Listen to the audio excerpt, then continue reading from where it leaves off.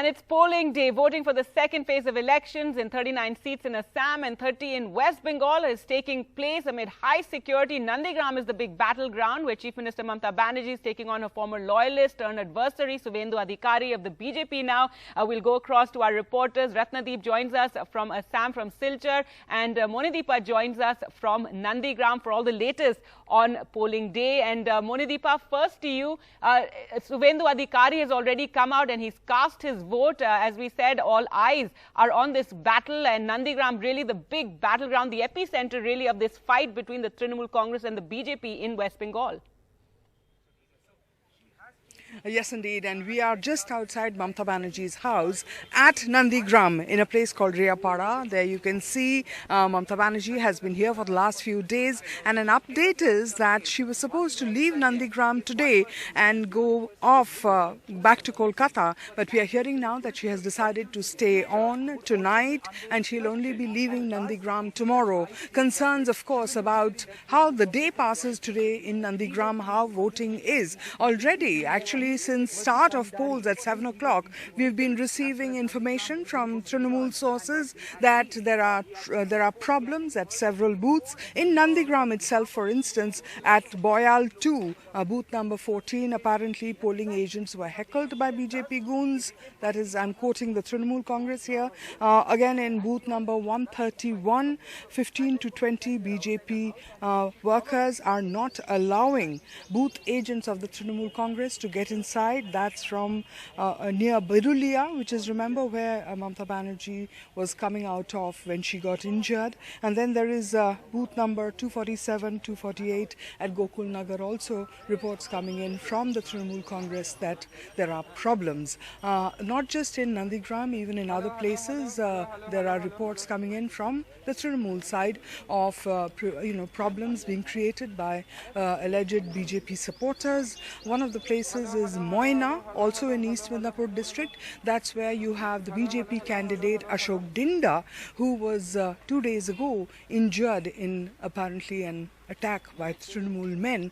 His car was pelted with stones and he was injured. So Moina, Nandigram, reports of trouble emanating from the Trinamool Congress side, but otherwise so far none from the BJP, no complaints received from the BJP. It's a tense situation over here in Nandigram, I can tell you that, simply because of the close fight. 2.5 lakh voters, 2,57,000 to be precise. And this voting population is kind of been sliced into minority, majority, the kind of polarization we have seen at Nandigram, quite unprecedented in Bengal. Honestly, I haven't seen something so open being practiced any time in any previous election that I have covered. That polarization causing a sense of tension, panic, huge forces on the ground. We are being told, honestly, haven't seen too many of them around. Most of them are probably at the booths right now. And then there is going to be aerial survey with helicopters and drones. So the Election Commission doing its job, but at the end of the day, it's the voter who matters. How many of them are actually able to go and cast their vote? In Nandigram, that's a big question, given the tension on the ground. Right, Moni, all these complaints that you're talking about in various booths of, booth agents not being allowed in, CRPF manhandling, etc., etc. What now? Will this be taken up with the Election Commission? What are you hearing from the Trinamool? Yes, indeed. I mean, that's the whole point of listing all these complaints. Trinamool getting off to an early start and will certainly be bringing this to the attention of the Election Commission so that the Election Commission can act and advise CRP and other security agencies to step in where there may be problems cropping up. At least that is what is expected that the Trinamool will do. How, when the EC will react, when there might be corrective measures taken, we don't know. We are already into the second hour of polling. All right, Moni, thanks so much for joining us with that. Monideepa there reporting from Nandigram. And let's go across to Ratnadeep, who joins us now from Silchar. And Ratnadeep, what are the reports there? There's been a heavy rainfall overnight. And what's the polling been like? That's right. In fact, there have been heavy rains overnight in Barak Valley and other parts of Assam, but polling has already begun from 7 a.m. in all the 39 constituencies which are going to polls today. This is the crucial second phase. Region-wise, there is polling in the two tribal-dominated hill districts of Assam, Dima Hasao and Karbi Anglong, also polling in crucial central Assam districts of Nagaon, Morigaon, Hojai, and in the lower Assam stronghold of BJP, the Rongia and Nalbari seat. But all eyes are on this region, Barak Valley, from where I am reporting. I am at Silchar at a polling station in Tarapur area of Silchar. There are two polling centers in this station. In fact, in one of the polling stations, there have been malfunctioning of the EVM. But in fact, heavy rains and malfunctioning of the EVMs did not stop these people to come out in large numbers. That just goes to show that excitement among the people in terms of these polls. Remember, Barak Valley is key because the 15 seats in Barak Valley are very crucial. Last time in 2016, when the polls took place here, BJP had swept the polls, winning 8 out of the 16 seats. The Congress could manage only 2, and AIUDF, its partner now in the Mahajot, they managed 2 seats. But this time around, the Mahajot seems to have turned the situation altogether. Talking about the Silchar seat, it is witnessing a key fight, a triangular fight between a new BJP candidate. The sitting BJP candidate was denied ticket, Dilip Paul, and he's fighting independent, and also Congress has a new candidate. You can see here there are a lot of young people in this queue that I can see. In fact, if I would like to talk to some of them, if आपसे बात करने की कोशिश करेंगे, आप first time voter हैं, क्या नाम है आपका? My name is Barsha and I'm giving vote for the very first time. All because of COVID I could give, or else I was there outside only. Okay, so also it seems that you are a first time voter. I see that, there have been heavy rains, the EVM did not work for a long time, but you people were standing for hours together. A lot of excitement. How do you see these elections? It's really a lovely opportunity to give to be a voter, and I like to. Actually, I don't know. Okay, so there are the reactions for the first-time voters. We'd also like to talk to. There are a lot of elderly people in this queue. Madam, आपसे बात करते हैं. क्या नाम है आपका? माला देव. Madam, इस बार जो ये चुनाव हो रहे हैं बराक वैली में, हमने देखा कि बहुत कैंपेनिंग हुई बीजेपी और कांग्रेस दोनों ने ही. बराक वैली का जो चुनाव है, लोग कहते हैं कि बहुत पोलराइज्ड होगा. जबकि सिलचर में हिंदू डोमिनेटेड एरिया है, मगर करीमगंज और हैलाकंदी में मुस्लिम डोमिनेटेड एरिया है. तो आम जनता किन किन मुद्दों पे इस बार वोट दे रही है? देखिए, हम लोग तो इतना पार्टिसिपेट नहीं समझता है. हम लोग जो कैंडिडेट है उसको देख के वोट देंगे, यही बात है हम लोगों का. This is a very interesting angle which I have found during my pre-poll stories also in Barak Valley region, that there is a lot of focus among voters in terms of who the candidate is, who are they voting for, and perhaps that is going to be a major factor in this make or break elections. Remember, this time in the first phase, in the 47 seats which have gone to poll largely in Upper Assam region, watchers believe that BJP has an edge because last time they had swept that region. In the third phase, which will take place in the lower Assam region, watchers believe that the Mahajot of Congress and AIUDF might have an edge, given the fact that you have more minority voters. But this second phase might be the key. So whoever takes and lead in this second phase might actually go on to form the next government, and Barak Valley might be the way to forming government in Assam. All right, Ratnadeep, thanks so much for getting us the latest as Assam goes in for that second phase of polling. But turning our attention back to Bengal, and we're joined by Anirban Banerjee, political analyst, someone who supports the Trinamool. Also joining us, Jaideep Mazumdar, associate editor of Swarajya magazine. First to you, Anirban, there have been a series of complaints that have been made by the Trinamool about various polling booths, about polling agents not being allowed in, and also about the behavior of the CRPF. Yeah, exactly, and this is nothing new. We have been witnessing inflow of outside elements in Nandigram, and not just from the other districts of West Bengal, but from other states like Bihar and Jharkhand.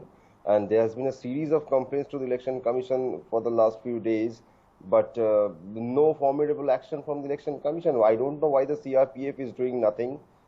There has been many lodges within Nandigram which has been stuffed with these people from outside states, And why are they there? What are they doing with the BJP candidate at the BJP party offices? That is for the Election Commission to find out. We seriously anticipate that they are going to cause a lot of trouble today during the election times. Right, allegations, taking place. Jaideep Mazumdar, your reaction to that?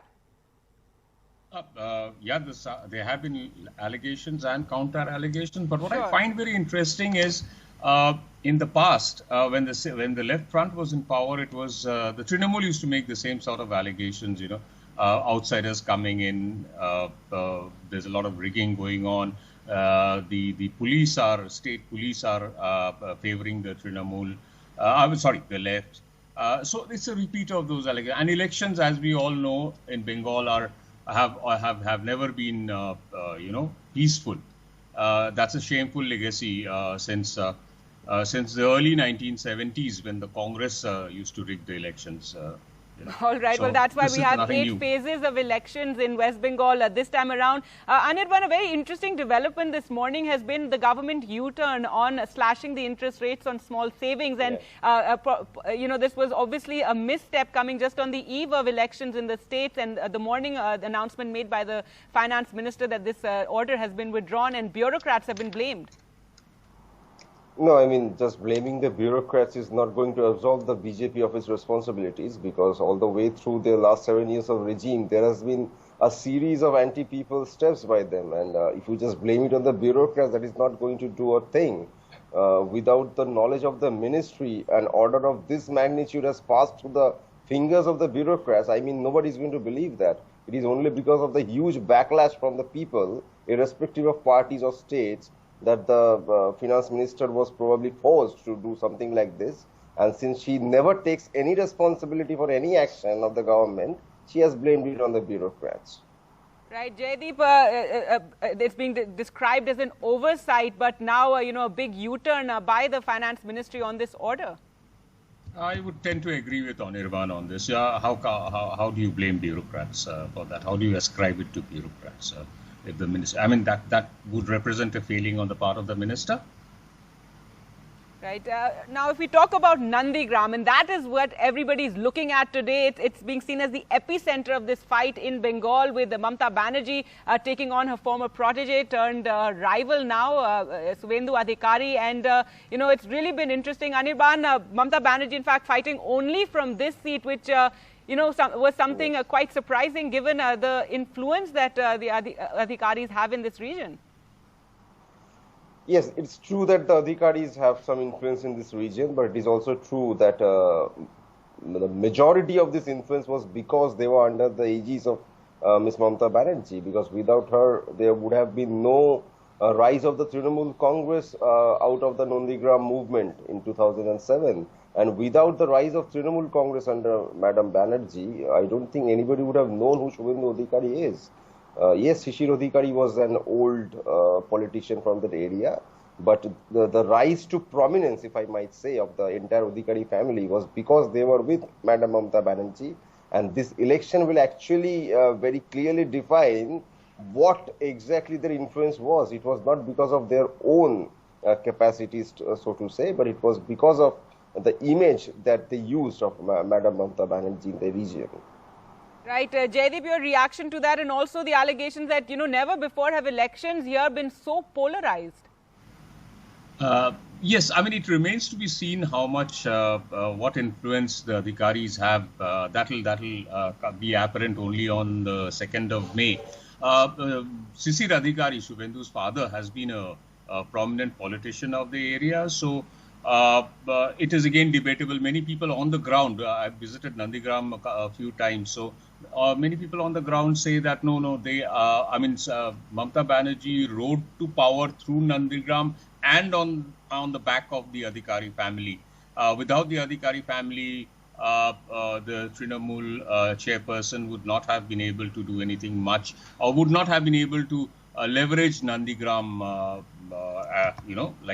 but as in Singur, she did it single-handedly. I mean, she didn't have to depend on any local leaders. In fact, people became local leaders because of her. But in Nandigram, I'm told, like from the ground, people say that it's slightly different in It's very different in Nandigram. It remains to be seen on the 2nd of May, what actually, if the Adhikari family is actually that influential or they are not, and it's Mamata Banerjee who has been influential. Right, Anirban, a quick response to that?